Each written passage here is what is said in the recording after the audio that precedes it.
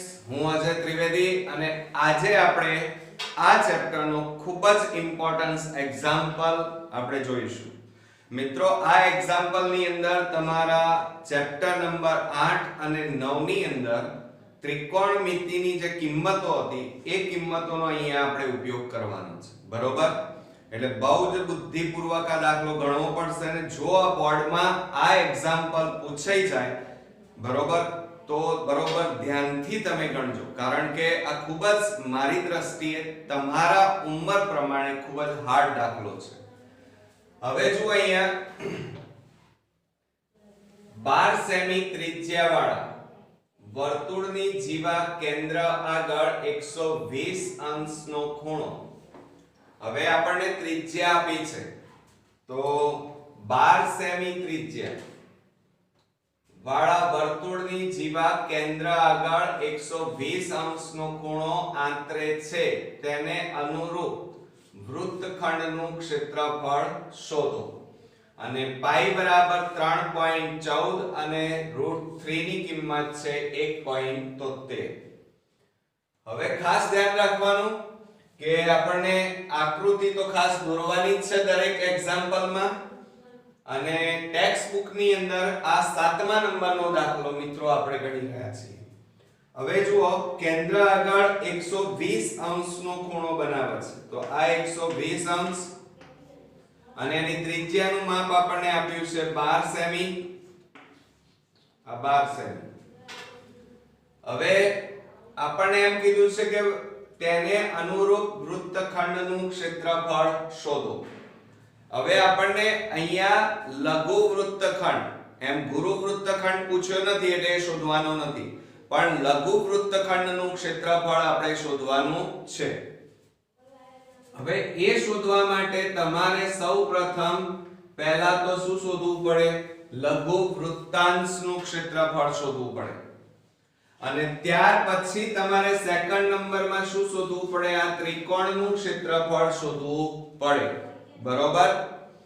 અને ત્યાર પછી આ લઘુ વૃત્તખંડમાંથી ત્રિકોણનું ક્ષેત્રફળ બાદ કરો એટલે તમારી પાસે આ લઘુ વૃત્તખંડનું ક્ષેત્રફળ આવી જાય. આ વૃત્તાંશ કહેવાય, આ લઘુ વૃત્તખંડ કહેવાય. ધ્યાન રાખજો. ઓકે, એટલે તમને આટલી તો ખબર પડી ગઈ છે. તો હવે આપણે શું કરીશું? તો પહેલા આપણને જે વસ્તુ આપેલી છે એ તમારે ખાસ લખી કાઢવાની. જો એક તો થીટા એટલે ખૂણાનું માપ આપ્યું છે 120 અંશ, અને ત્રિજ્યા એટલે કે r આપણને આપેલા છે, r બરાબર 12 સેમી. બરોબર? આટલી વસ્તુ આપણને આપેલી છે. અને પહેલા સૌપ્રથમ આપણે શું શોધવાનું છે? લઘુ વૃત્તાંશનું ક્ષેત્રફળ. તો આપણે અહીંયા શરૂઆત કરીએ કે લઘુ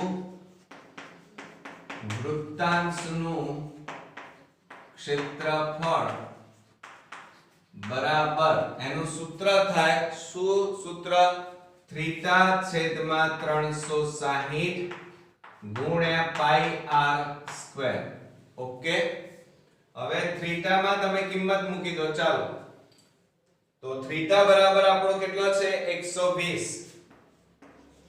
અને છેદમાં 360 ગુણ્યા પાઈ એટલે 3.14 લેવાના છે, એટલે 314 છેદમાં 100 અને ગુણ્યા ત્રિજ્યા તમારી આપેલી છે 12 એટલે 12 ગુણ્યા 12 લખવાના અને છેદમાં 1. હવે જો અહીંયા આપણે છેદ ઉડાડી દઈએ છીએ. એક તો આ મીંડે ઉડી ગયા. 12 3 36 3 4 12 એટલે બરાબર 314 ગુણ્યા 12 ગુણ્યા 4 એટલે 12 4 કેટલા થાય? 48. 314 ગુણ્યા 48 કરવાના છે. હવે જુઓ, 314 ગુણ્યા 48 કરીએ આપણે તો 0 અને 4 4 16 નો છગડો વધી પડી 1 4 એકા 4 4 ને 1 5 4 3 12 હવે 8 4 32 નો બગડો વધી પડી 3 8 1 8 8 ને 3 11 નો એકડો વધી પડી 1 8 તારી 24 24 ને 1 25 તો 2 6 ને 1 7 5 ને 5 10 5 અને 1 એટલે કેટલા આવ્યો આપણો જવાબ 15072 તો આપણે અહીંયા છેદમાં કેટલા વધ્યા છે 100 તો અહીંયા લખીએ આપણે જોજો બરોબર ધ્યાન રાખીને 15072 અને છેદમાં 100 બે મીંડા છે એટલે બે રકમ પછી પોઈન્ટ કાપવું પડે એટલે આપણો અહીંયા જવાબ આવશે 150.72 આ સેન્ટીમીટર સ્ક્વેર ચલો આ પહેલો ભાગ આપણો અહીંયા પૂરો થયો ખ્યાલ આવી ગયો હવે તમારે શું શોધવાનું છે એની વાત કરી નાખીએ કે અહીંયા જુઓ બરોબર ધ્યાનથી અહીંયા 120 આપેલા છે જો અહીંયા 60 આપેલા હોય આવો એક આપણે એક્ઝામ્પલ ગણી નાખ્યો છે જો અહીંયા 60 આપ્યા હોત તો ત્રણેય ખૂણાનું માપ 60 થઈ જાત એટલે આ 12 છે આ 12 છે તો અહીંયા 12 થાત પણ આપણી પાસે આ AB નું માપ નથી એટલે એ AB નું માપ આપણે શોધવું પડે અને અહીંયા તો 120 આપેલો છે તો બરોબર હવે અહીંયા ધ્યાન રાખજો હું અહીંયા આકૃતિ એક દોરું છું એ આકૃતિ તમારે પરીક્ષામાં પણ દોરવાની છે બરોબર અહીંયા લખીએ આપણે O આ A આ B અને આ M ચાલો હવે OA નું માપ કેટલું છે આપણી પાસે 12 OB બરાબર 12 હવે ધ્યાન રાખજો આ આખા ખૂણાનું માપ કેટલું આપેલું છે 120 કયા ખૂણાનું માપ છે તો આપણે અહીંયા પહેલા ત્રિકોણ લખીએ ત્રિકોણ AOB માં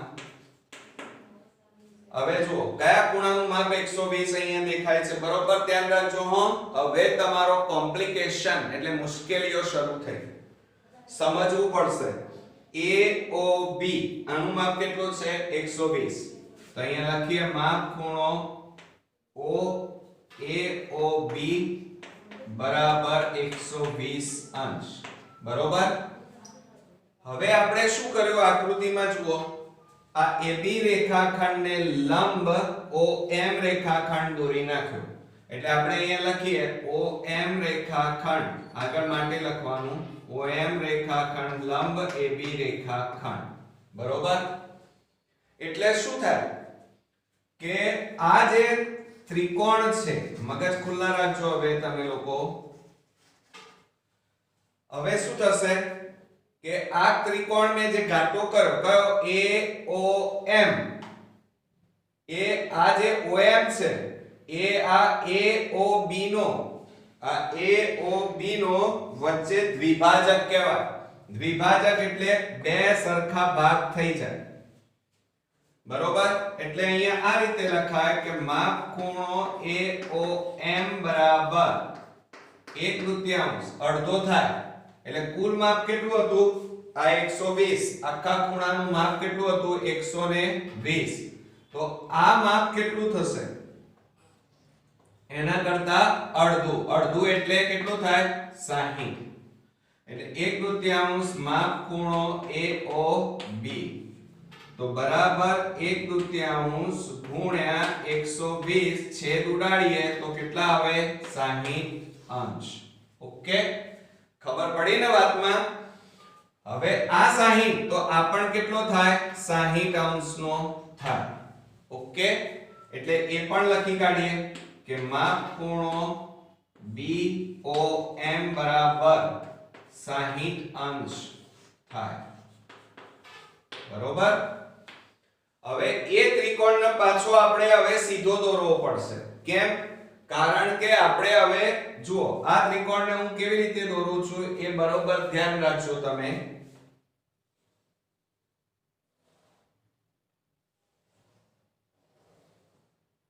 આ કાટખૂણો છે M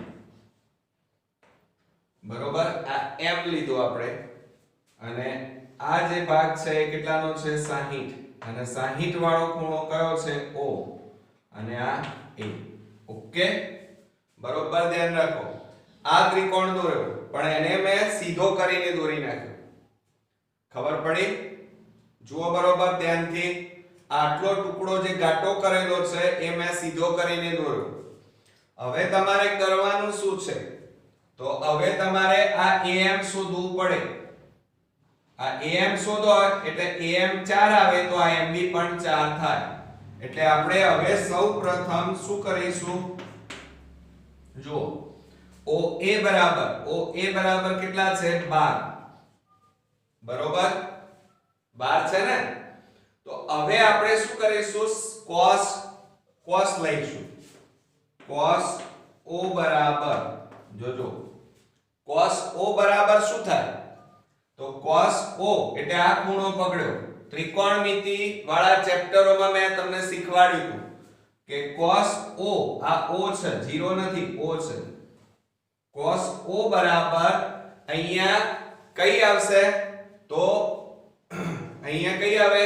cos O બરાબર OM upon OA એટલે કે આ પાસેની બાજુ ભાગ્યા કર્ણ આવે.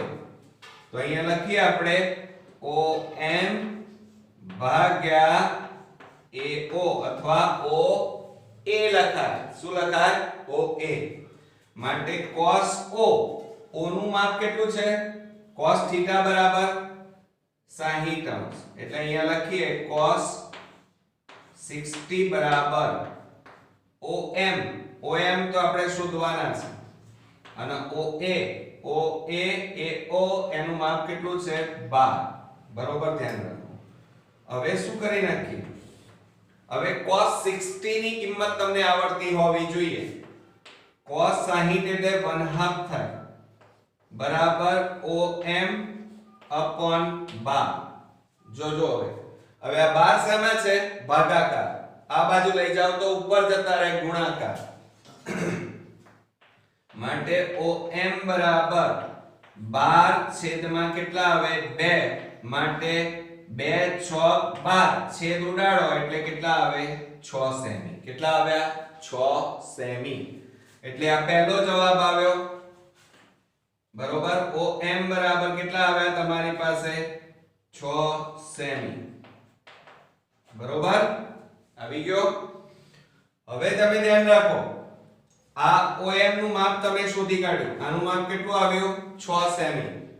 હવે તમારે આ AM શોધવાનો છે. આ માપ શોધવાનું છે AM. તો આ બંને ખૂણા લઈએ તો શું આવે?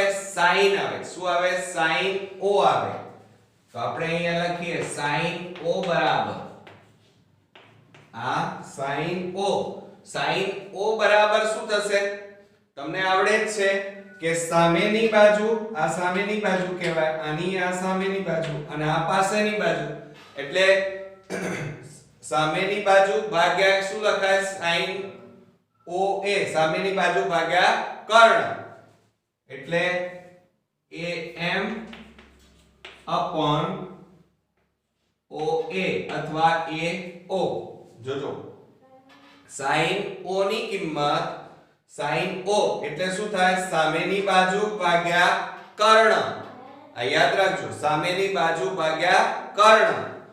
તો હવે શું કરશો? માટે sin 60 O નું કિંમત કેટલી છે? 60. O ની કિંમત કેટલી છે? 60. AM આપણે શોધવાના છે સામેની બાજુ. એટલે AM m ના m અને OA બરાબર કેટલા છે આપણી પાસે? 12. માટે sin 60 ની કિંમત તમને આવડતી હોવી જોઈએ. હવે જુઓ, હવે શું કરી નાખીએ? sin 60 ની કિંમત √3/2 બરાબર AM ની કિંમત આપણી પાસે છે ના? AM બરાબર છે અહીંયા જુઓ આકૃતિમાં ના. તો આ AM m ના m અને 12 m ના m. હવે આ 12 શેમાં છે? ભાગાકાર. આ બાજુ લઈ જાઓ ગુણાકાર. તો 12 વર્ગમૂળમાં 3/2 બરાબર AM. હવે છેદ ઉડાડો ચાલો.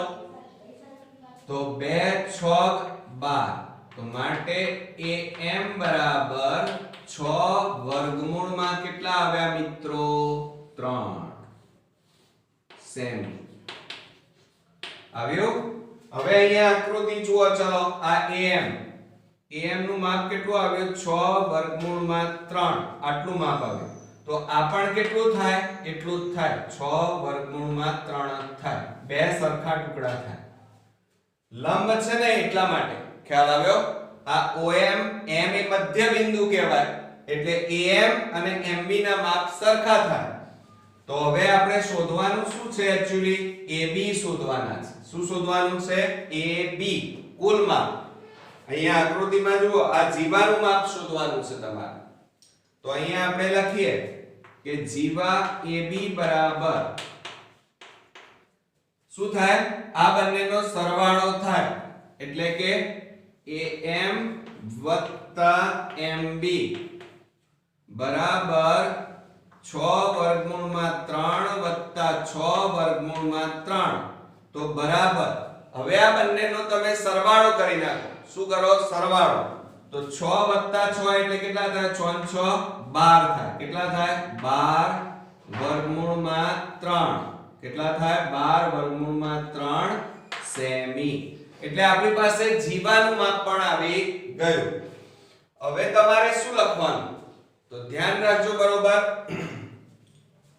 હવે આપણે આ ત્રિકોણનું ક્ષેત્રફળ શોધવાનું છે તો ત્રિકોણ કયો છે આપણી પાસે OAB તો આપણે અહીંયા લખી કાઢીએ કે ત્રિકોણ OAB નું ક્ષેત્રફળ હવે શોધી શકાય એનું સૂત્ર શું થાય ધ્યાન રાખજો કે 1/2 ગુણ્યા પાયો પાયો આને કહેવાય AB એ પાયો કહેવાય અને આ OM એ શું કહેવાય ભેદ કહેવાય શું કહેવાય ભેદ તો અહીંયા લખવાનું 1/2 ગુણ્યા પાયો ગુણ્યા ભેદ તો બરાબર 1/2 ગુણ્યા પાયો પાયો કયો છે AB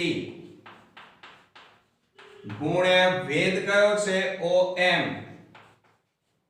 બરાબર 1/2 ગુણ્યા AB AB એટલે અહીંયા જો આ રહ્યું AB નું માપ કેટલું છે 12 વર્ગમૂળમાં 3 ગુણ્યા OM હવે OM શોધી કાઢો ક્યાં છે જો આ રહ્યું દેખાય છે OM બરાબર કેટલા છે 6 સેમી તો આ લખ્યા 6 ચલો હવે છેદ ઉડાડી દો 2 3 6 હવે આપણે અહીંયા બાજુમાં લખવાના છીએ બધી જ વસ્તુ થઈ ગયું હવે ધ્યાન રાખજો બરોબર આપણે આ શોધી કાઢ્યું છે એટલે એને પૂછી નાખીએ છે ત્રિકોણ અત્યારે શોધી રહ્યા છીએ હવે શું થાય હવે બધા કેટલા 12 ગુણ્યા 3 કરો એટલે 12 તારી 36 અને વર્ગમૂળમાં 3 તો બરાબર અહીંયા લખવાનું 36 વર્ગમૂળમાં 3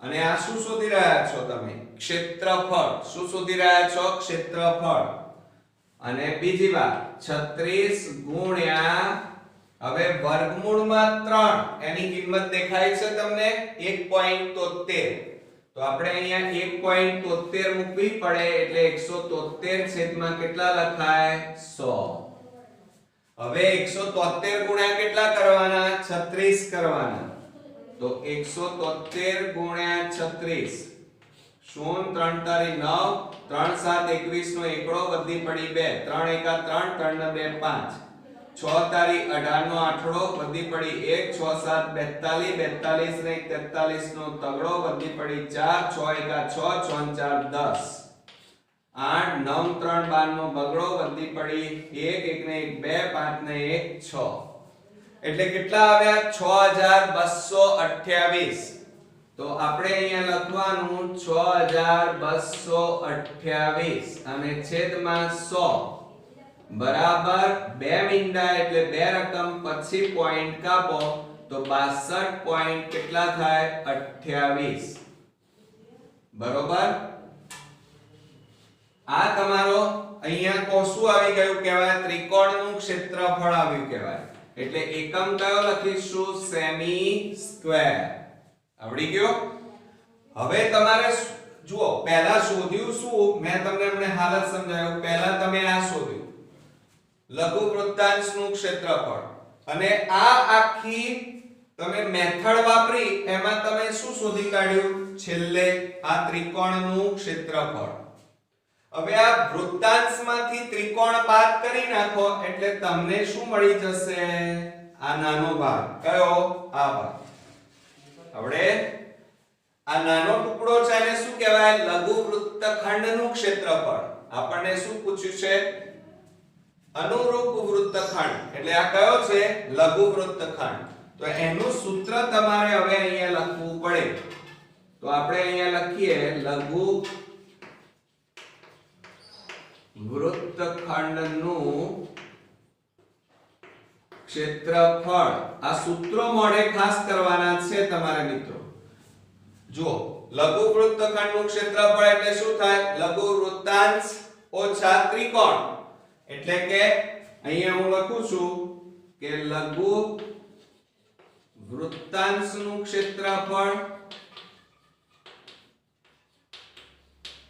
માઈનસ આ ત્રિકોણ કયો છે OAB ત્રિકોણ OAB નું ક્ષેત્રફળ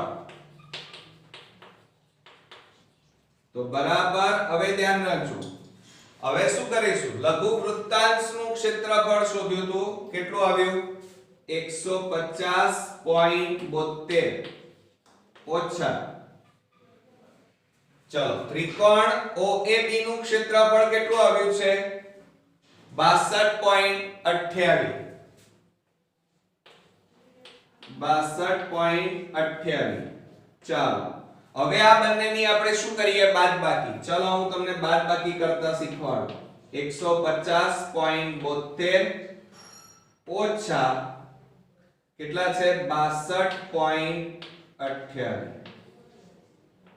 ચાલો હવે આપણે બાદબાકી કરીએ છીએ તો 12 માંથી 8 જાય તો 4 અહીંયા 6 રહ્યા 6 માંથી 2 જાય તો 4 10 માંથી 2 જાય તો 8 અહીંયા 4 રહ્યા 14 માંથી 6 જાય તો 8 અહીંયા 0 એટલે આપણો જવાબ કેટલો આવ્યો મિત્રો 88.44 અને એકમ કયો લખવાનો સેમી સ્ક્વેર આ તમારો જે જવાબ હતો એ માગી લીધો હવે તમે ખાસ ધ્યાન રાખીને આખા દાખલાની ગણતરી જુઓ 4 માર્ક્સ નો દાખલો છે એમના એમ બોર્ડમાં 4 માર્ક્સ મળી ન જાય મિત્રો પહેલા તમારે આકૃતિ દોરવાની આકૃતિ દોર્યા પછી મેં એક શોર્ટ ટ્રીક તમને બતાવી છે આ ચેપ્ટરના દરેક દાખલા માટે પહેલા શું શોધવાનું લઘુ વૃત્તાંશનું ક્ષેત્રફળ શોધી કાઢ્યું